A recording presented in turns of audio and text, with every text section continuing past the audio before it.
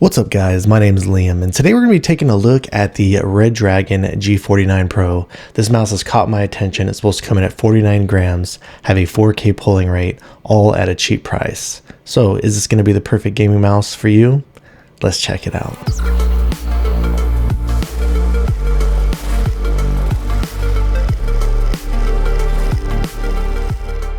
Before we get started today, I want to let you know that this was sent out to me by metkeys.com. However, everything you're going to be hearing in this video today is going to be my own words and my own opinions. Taking a really quick look at the box, just real simple basic stuff here, what the front and the back looks like. And inside the box, it does come with a USB-C cable, obviously the mouse, and this does come included with the 4K dongle. It is this nice small dongle here. It does have a rubberized bottom and USB-C connectivity. Pretty typical stuff. Starting over here on the bottom, you do have the power button over here on the right side. This does have the option for Bluetooth. Put it in the middle to switch it off, put it down to enable the 4K dongle, and then you got your DPI button over here on the left side. I do see this being advertised everywhere with a 400 milliamp hour battery.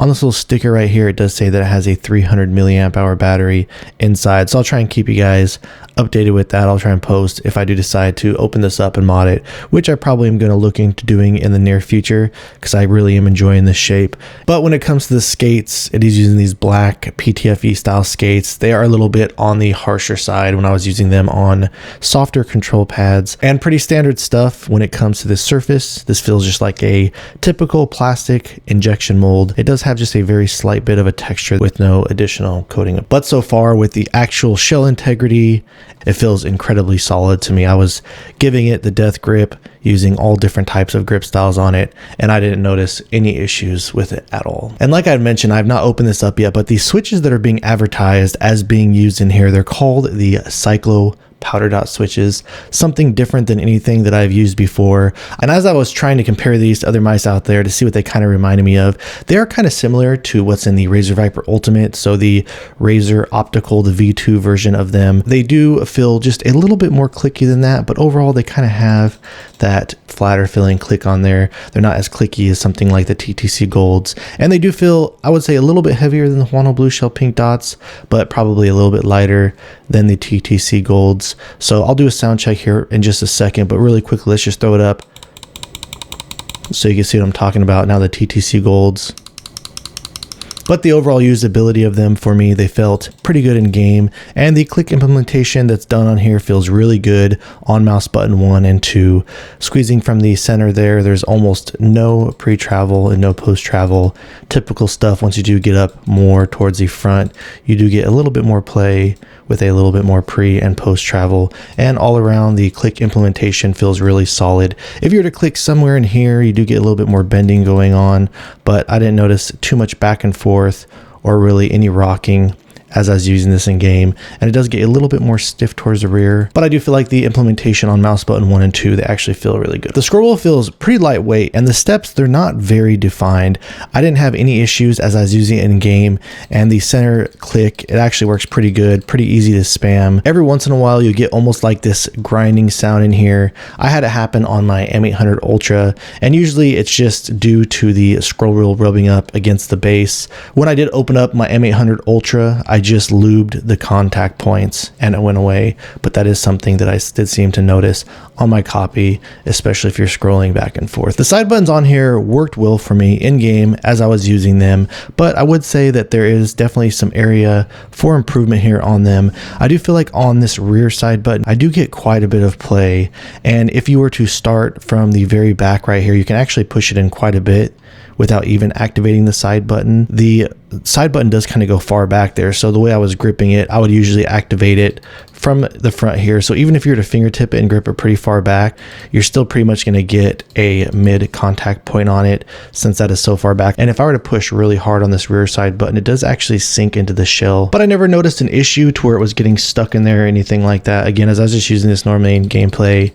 it felt fine with just a little bit of play. And the front side button, you do get a little bit of play, but it is a little tighter and you don't really have too much of the issue with any dead spots in it. It does have this texture here on the side button. I kind of wish it wasn't there. It didn't bother me that much or anything like that. It does add some additional grip, but if you were just to sit here and play around with your side button or rub up and down the switch, the little texture there, it can be just kind of annoying. So let's go ahead and drop the sound test for the buttons and the build quality.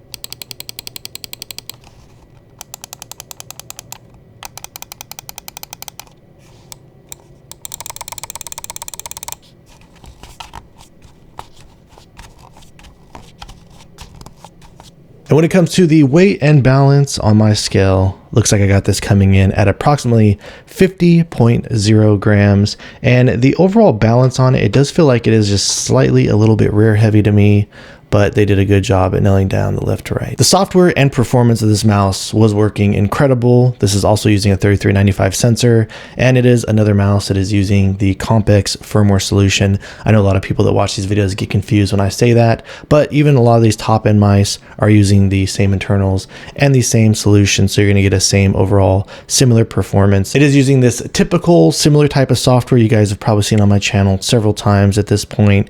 Allows you to adjust the debounce setting down to 0 milliseconds.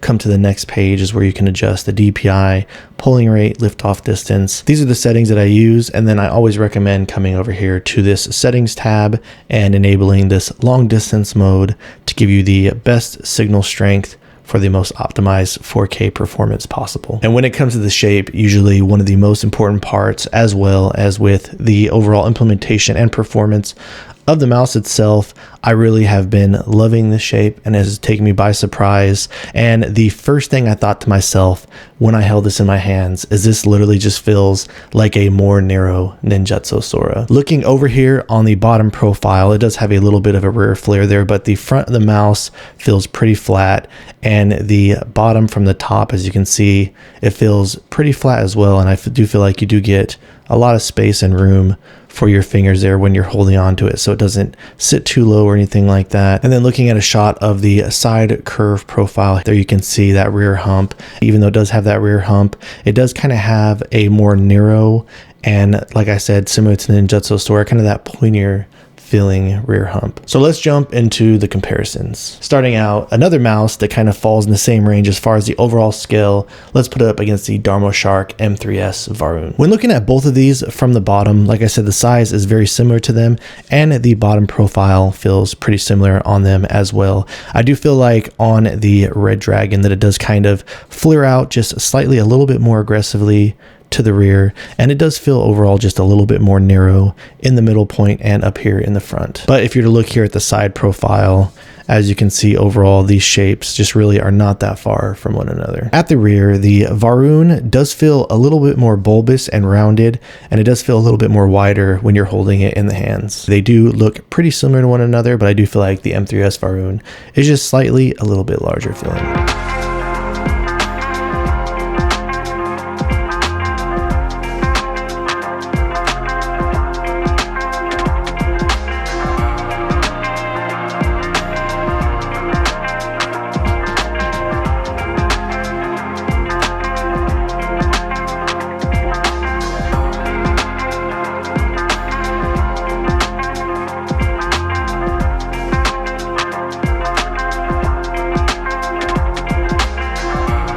And next up, when comparing it to the Ninjutso Sora, as you can clearly see, just looking at these from the top, you can tell that the Ninjutso Sora does feel much more wide. And coming over here at the bottom, you can see how the profile on these look very similar to one another, but again, the Redragon just feeling much more narrow. Coming over to the rear, you got the same thing where the Ninjutso Sora still maintains that width. And let me try and angle this really quick so you can kind of see the similarities of the pointiness back there at the rear of the mouse. And then finally, when looking at both these from the sides, even though the hump profile on both these feel incredibly similar to one another, I do feel like it is just slightly a little bit softer and less aggressive on the G49 Pro.